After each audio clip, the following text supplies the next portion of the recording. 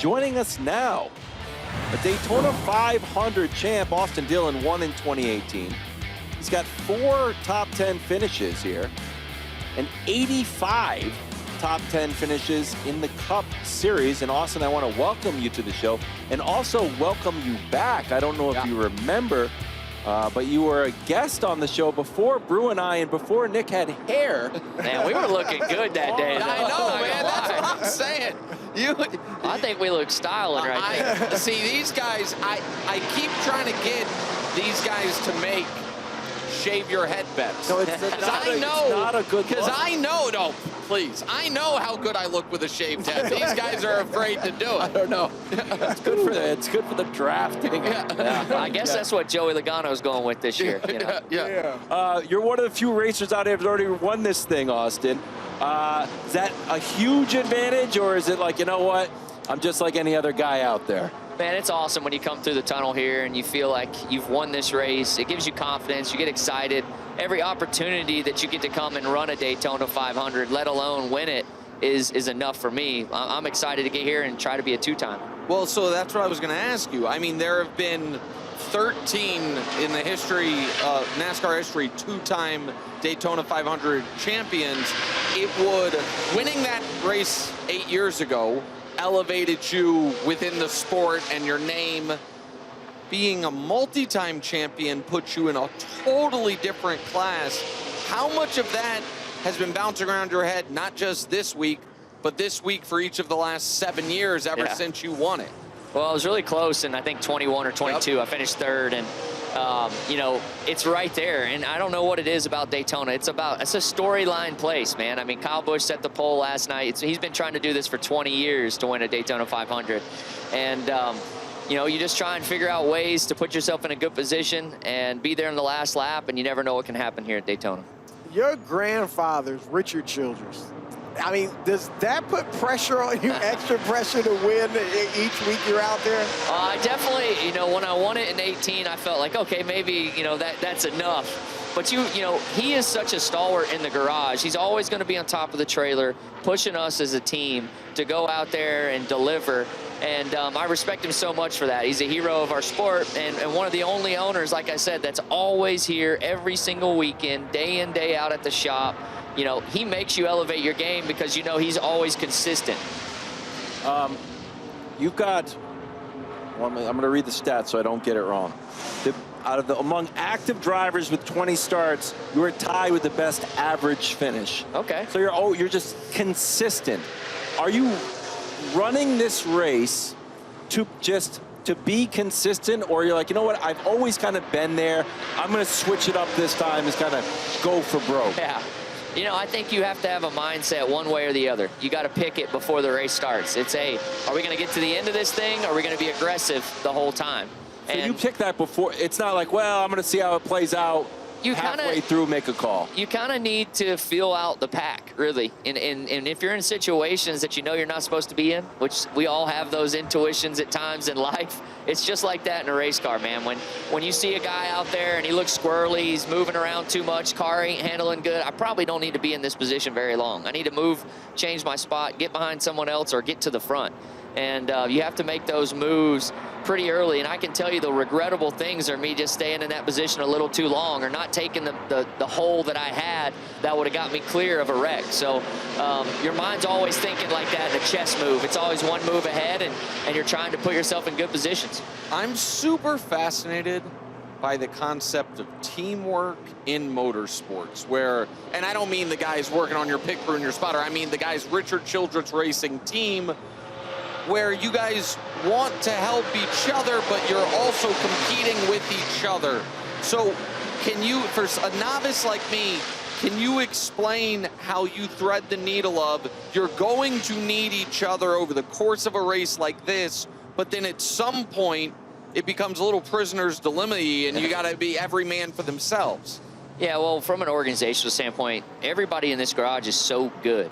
And when you have these teams that have 4 guys on one team, 3 guys, whatever it may be, you have to take, we're a 2-car team right now, myself and Kyle Busch. And we have to be tighter than that group before when it comes down to it so we can beat them. I mean, the knowledge that we gain week in and week out from each other is really important. So if I am having a bad weekend and he's having a good weekend, we can pull from that and try and elevate our team. And one of us has got to win. That's our goal every weekend. We want to put one of our RCR cars in victory lane. During the break, we were talking about football and basketball. So you're into sports. I love sports. And you man. played baseball. Went to the 2002 Little League World Series. So how'd you end up choosing racing over baseball? Well, it's pretty simple. I stopped growing, and everybody's the same size in a race car, man. So this was the path for me, and I've enjoyed it. But, man, I want to be up here with you guys. I love talking sports. It's my favorite thing to do. I love competition, teamwork, whatever it may be. Well, let's ask you. You're in Charlotte. You're a Carolina fan, Carolina Panthers.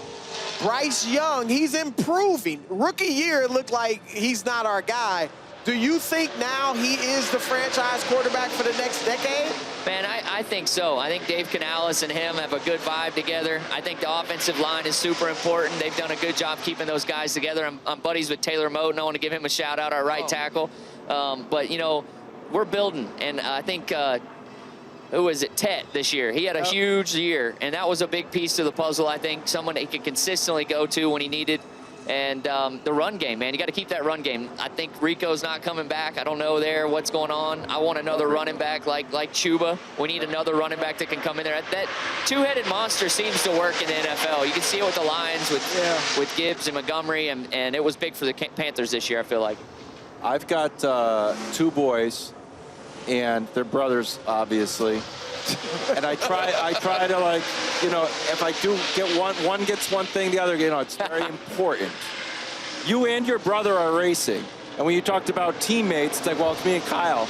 Meanwhile, you might be lined up with your when it gets down to it, there's a little bit different when it comes to blood. You know what I mean? So how's that play? You got Kyle. If you had Kyle and Ty, what's going on? What's going through your mind? Yeah, you know, try not to piss off mom. And biggest thing is that when it gets down to when you have a choice, you better choose yourself and get the 3 car into victory lane. When it comes down to being that tight at the end, you got to make a split decision. But either way, if we can get Kyle Busch, my brother, myself, I'm happy with all 3 of those choices. 3 car, obviously, NASCAR history, the most iconic number. I know this is old hat for you, but this is obviously a special track and the 25th anniversary, of the tragic passing of Dale Earnhardt Jr. or Dale Earnhardt, pardon me, Sr. When you took on the 3 car, what went into that, and how much? And I don't know if for you that's just something that's you know dealt with the pros and cons of that then and now moved past it, or every time you come out here, does that rattle around in your brain a bit? I think so. I think every time you come here, the history of the number 3 and what Dale Earnhardt Sr. was able to accomplish. I was here when he won the Daytona 500 in '98. I got to go to victory lane and do the hat dance and be a part of that and understand the celebration, how happy people were. And on the flip, when we lost Dale, I was at home and I saw when everybody came to the shop and laid flowers over the museum. And just the impact that he had as a human being over this sport and the families and the fans of this sport. And that is legendary. And I'm so thankful that I've been able to drive this number 3 and add victories to it and get the chance Sunday to go do it again. I don't want to have you leave on what is a touching, but, you know, a sad note. So can I ask you a bit about bull riding real quick? Hey, let's do it, man. All right, so you own a team, or general manager of a team? So my grandfather's the owner. I'm the GM. And the Carolina Cowboys. The Carolina Cowboys, professional bull riding. Have you ever ridden a bull? And what is how does the physicality of that sport compare to the physicality of your sport? There's no shot that Austin Dillon is ever going to get on a bull. I'll stick to the full roll cage, helmet, all that. I love bull riding. It's an amazing sport. If you guys, I'd love to invite you out. PBR Teams is a new sport. We're 4 years in. The Carolina Cowboys we won the championship last year in Vegas, took home the title. We got the buckle here this weekend. We're doing a buckle tour. But, man, it is so cool watching those guys fight. 2,000-pound bulls and try and stay on them for 8 seconds. And there's a lot of stats in it, man. We got bulls that turn left and bulls that turn right. We got right-handed riders and left-handed riders, and there's a percentage difference between going into your hand and away from your hand. So as a GM, I'm always looking for the best riders to fit the lineup.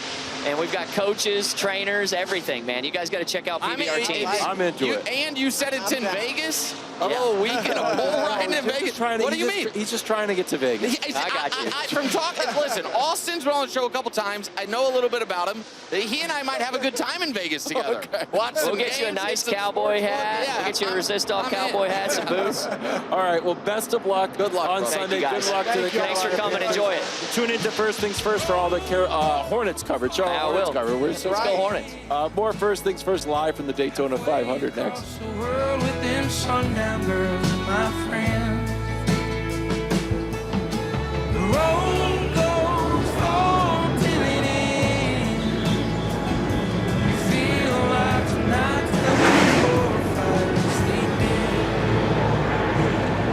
sleeping. Thanks for watching. Subscribe here to get more from the show and to check out clips from other shows on FS1.